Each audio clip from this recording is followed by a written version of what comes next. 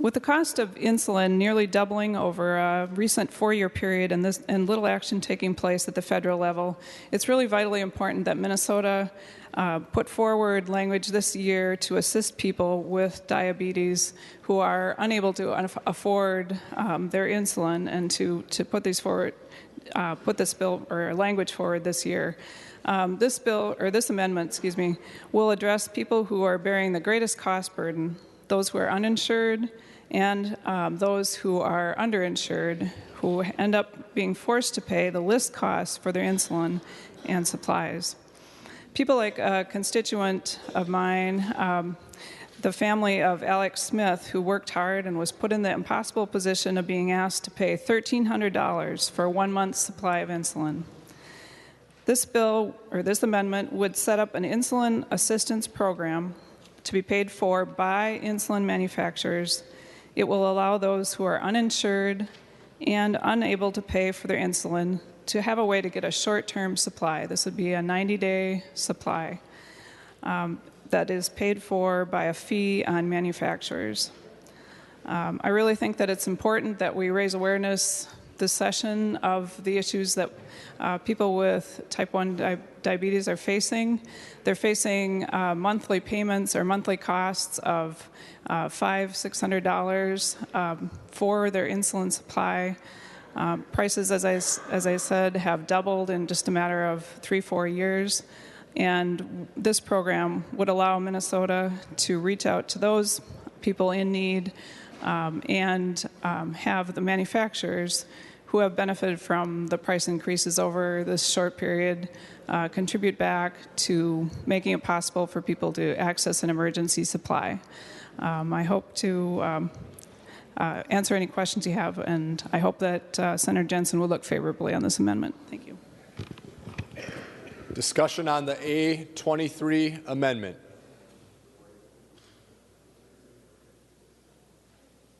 Senator Benson. Mr. President, point of order. Please state your point of order. Senator Wicklund, this relates to directions to manufacturers.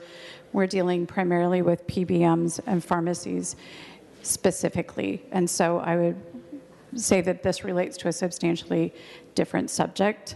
Senator Rosen's transparency bill is a much more appropriate place for a conversation like this, and we have had that conversation in our committee, and assessing a fee for one particular drug was not something that was raised in our committee.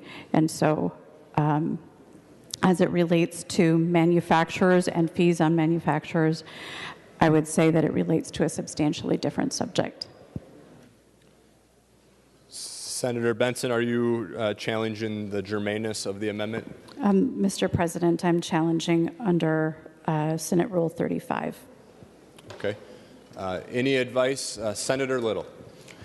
Thank you, Mr. President. It is absolutely impossible in the pharmaceutical industry to separate the supply chain. How PBMs are affected affects pharmacies as well as manufacturers. How manufacturers are affected affects PBMs and pharmacies. It is impossible in any sort of thing we do here to separate that supply chain. So anything related to this supply chain, I think, is absolutely germane. Thank you, Mr. President. Mr. President, further advice. There's prima facie evidence in that we are licensing pharmacy benefit managers that the supply chain is currently not inextricably linked. If pharmacy benefit managers were so closely tied to the manufacturers, then rebates wouldn't even be an issue. And so this bill specifically addresses manufacturers of insulin. Senator Jensen's underlying bill deals with pharmacy benefit manufacturers. Further advice. Senator Little. Thank you, Mr. President. Pharmacy benefit managers could not exist without manufacturers, so they are inextricably linked.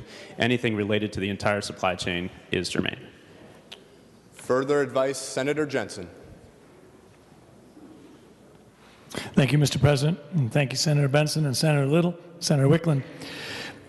I agree with Senator Benson's challenge in regards to germaneness. This bill, Senate File 278, creates a new chapter of law, And I would disagree with Senator Little in regards to an inability to separate the various components of the supply chain. That's exactly what we must do as legislators. This is not our task to go after the supply chain with a blunt instrument. This would be time for laser precision. And I think that the bill focuses on pharmacy benefit managers, which are actually not a part of the direct supply chain.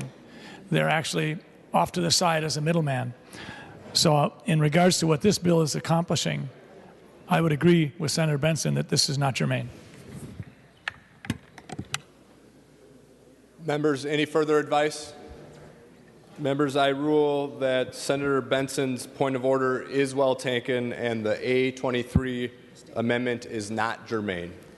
Challenge Senator Wicklund. challenge the ruling of the president, and I request a roll call. Senator Wicklund has challenged the ruling of the president and requested a roll call.